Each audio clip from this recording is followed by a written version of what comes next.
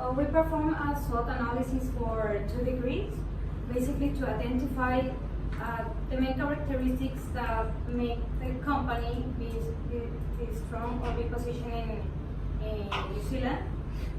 The SWOT analysis is mainly has 4 factors: the strengths, the weaknesses of the company, the opportunities that you can identify, and the threats. I'm going to start saying a little bit about the strengths that we identify in 2 degrees. Yep.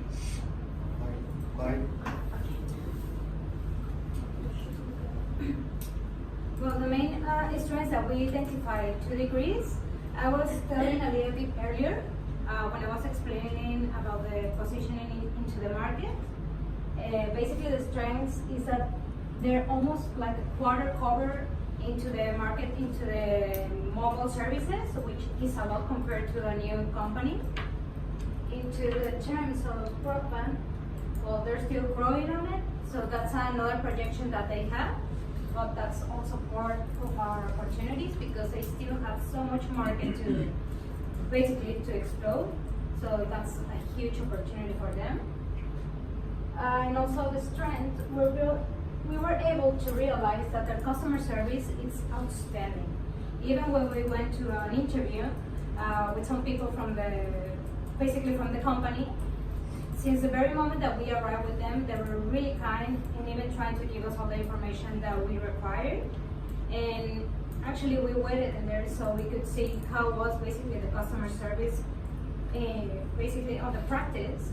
So we realized that most of the people, whenever they enter to, let's say, any store, in a retail store, or do any approach with the company themselves, they ended up being really satisfied because the issues get resolved. So that's their biggest strength. One of the few weaknesses that we discovered with 2 degrees is that, as I was saying earlier, they do try to cover most of the country. Nevertheless, they made a pact with one of their competitors, that is Vodafone, in order to use a couple of their towers, because they didn't have enough infrastructure to reach rural places.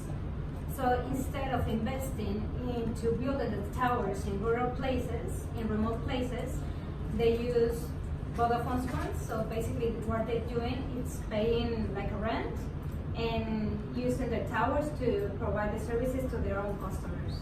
So this is one of the biggest weaknesses that we were able to identify. But could it be like another good thing for opportunities to develop? And the threats, obviously, as we said, for the Vodafone treaty that they have. So basically, they're still relying on Vodafone's coverage. So that's one of the main threats. And obviously, another threat is that as a technology goes by, evolves, and gets into like even better communications, there could be more openness into new competitors coming into the country. So they always have to keep on as well with the technology, improving and even enhancing their own technology to create better products.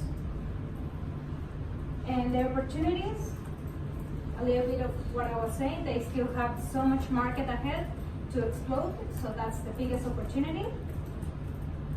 They do have capacity to invest and even to create more connections.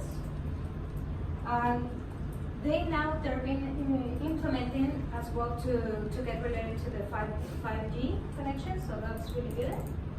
And they offer special promotions that help them reach even a bigger piece of the market.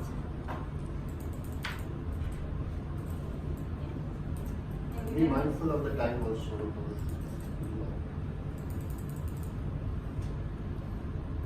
Viviana it is just gonna do a comparison with the main competitors, so you can actually see what are the main differences with 2 degrees and how basically 2 degrees is really competitive compared to them.